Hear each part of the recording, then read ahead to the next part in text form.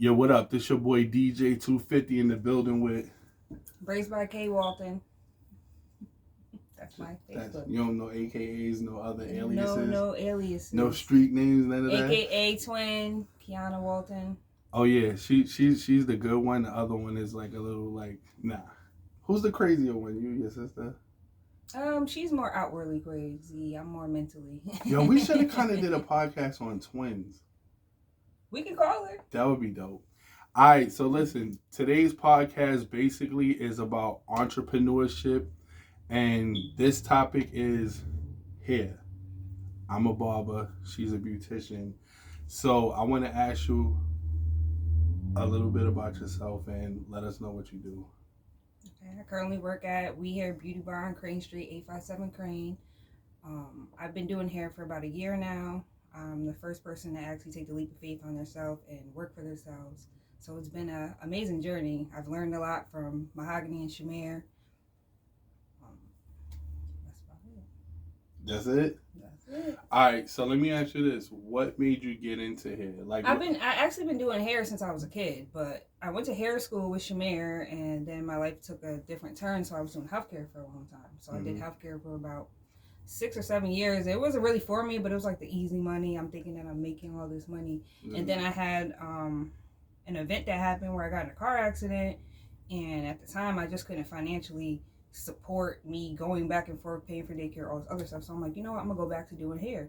And ever since I did that, it's been beautiful. Like, I was so worried about how much I'm getting paid. You know, when you're working 9 to 5, you know when your check is coming, how much you're making. I was nervous because I'm like, I've never done this. So I jumped out the window, and it's been great, honestly. I don't know. So let me ask you this, right? Because one of the fears that I feel like people have in general, which a lot of people don't understand the life of an entrepreneur. Like, they're just like, this one girl said, oh, you were just depressed and unmotivated. Like, an entrepreneur actually works way more than an average person. It's no hours. Like, you might get a call that, hey, my daughter's prom is in the morning. Can you come over at 10 o'clock at night? So they don't understand, like, you have to be there when the work is there. So you said your situation was you lost your job because... I didn't lose a job. I got a car accident, so my transportation where I worked at, I needed a car. Oh, okay, and I also had to bring my daughter to daycare and all this other stuff. And at the time, I'm just like, y'all not paying me enough for this. Like, y'all not paying me enough to do this. So it was during COVID, so, you know, I had a little bit of... messed a lot of people up. It kind of messed a lot of people up. So I had a little bit of time. So I'm like, you know what I'm going to do? So I'm going to just do hair. So I started doing it outside my house, and I ended up going to get my hair done by Shamir. She's like, just get a booth here. Like, you know how to do hair. It should be easy for you. But the thing is like, when you're an entrepreneur, you can't think that everything's going to be handed to you. That's the one thing. That's why people give up, though. Because they think, oh, I'm going to do this. I'm around people that's getting money, so they can give me their kind. Like, that's not how it goes. You got to crawl before you walk. Like, you got to crawl before you walk. So I already knew that going into it. Like, I knew it was going to be a slow thing, but I believed in myself. That's pretty much all it is. You got to believe in yourself. You can't go in here unsure. Like, you don't know how to do something, ask questions. It's like dating. It's like dating. You have to convince somebody to say, hey, I think I want to hook him up. Like, you have to kind of have that. So as far as like a new entrepreneur, depending on whatever their business or field is, what advice would you give somebody that's a new entrepreneur?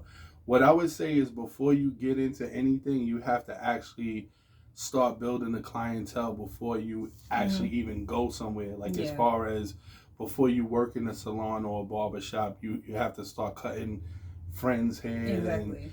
And that's where you start at. Your friends are going to allow you to, like, kind of jack them up a little bit. I mean, but it's not true. That's not true.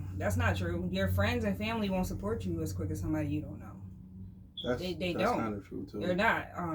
I've had many people, when I first started in my house, honestly, I didn't know half of them. I didn't know half of them. They're coming all the way from Sarasota. Not straight, just women though. Women. I didn't take men at the time. It was women. They still straight. That's still straight. You know, it's energy, so you get a vibe. You can tell somebody's a weirdo or not when you first talk to them. Not really, because when you think of people that I ain't gonna say that you've dated, but when you date, like, you're like, yo, he was kind of creepy, and the vibe sometimes is, You never dated somebody that was creepy at the end? I never dated nobody creepy at the end. Not creepy, but just like, it was, you never had a bad relationship? I've had a bad relationship, but what I'm saying. It wasn't creepy, it's just... You didn't know that. You didn't... At the end. You make stuff sound too nice. It's not too nice. You never had a crazy relationship? No, because I asked the right questions. People just jump in a relationship. Everybody's sexually motivated. Like, they jump into the sack before you even get to know somebody. So now you think you're compatible because the sex is good. You're not compatible. Then the comfortability sets in, and then you're like, oh, I don't fucking like this person. Like, but you'll stay if it's good. No. Not me. I used to. Well, it depends. It depends. That's why that's why I be on and off, because it's like, you know. But it's also knowing what you want. Most people don't know what they want. They're just doing trial and error with people. It's trial and error. You're not really getting to know this person. You don't even establish a friendship before you get into a relationship, and then you're already a year or two in, and you're like, yo, we're not even compatible. The sex was just good. I'm gonna keep fucking her even though I don't like her. And he makes me miserable, but we're going to keep having sex and pretend that we're happy and we're not. Somebody's going to end up cheating, or you're going to break up. So all of you guys that feel judged, because I feel judged, like, she just got everything. She just got everything totally, like, wrapped. She got it. I don't. It's a day-to-day process. I'm not no different from anybody else. I've been through certain things, but the thing is I was lying to myself. That's what we do. We lie. Oh, they're going to change, and... Oh, well, today was bad, but tomorrow is going to be better. Like, we, as a man, I feel like we change to appease you. Like, I'll change for like a day or two. Then it's like, once you kind of forgot about it or forget it, like, we just like, I'm back to my because you just want them to shut up. You don't really want to, you don't want to change. My thing is that's why I say you have to establish a friendship first. And we're all sexually motivated, most of us. You don't even have conversations. I do. I'm talking about real in-depth conversation. You're not getting to know their family. You're not getting to know their past traumas. You're not getting to know their relationship with their daddy, their brothers. That's not even important. It is important. Why? It's important because you'll see how their relationships are with men. If they have a separate relationship with their fathers, more than likely they have daddy issues. And they're going to expect...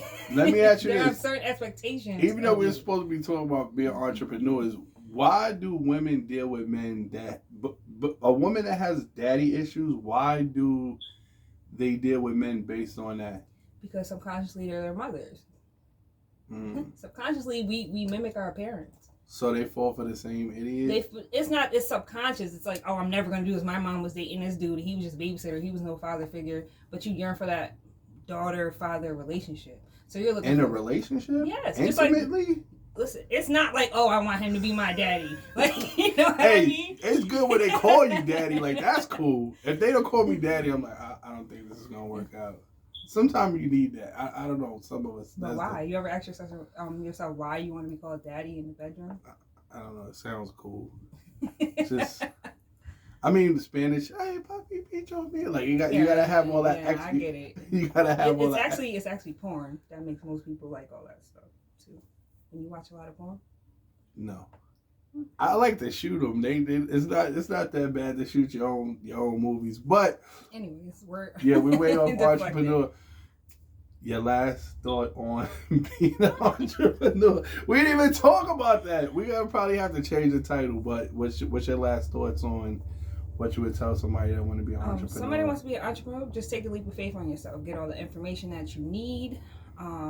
Don't be afraid to fail, because you're not going to get everything the first time. And find a mentor, somebody you trust in their opinions, and they can teach you something. That's it. Because if you don't take the leap of faith on yourself, you're never going to know. Period. And mine's is super quick.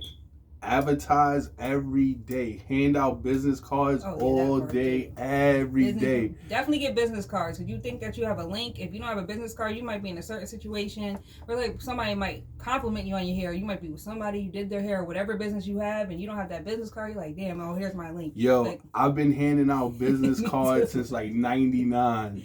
Forever. Again, thank you for tuning in. Peace.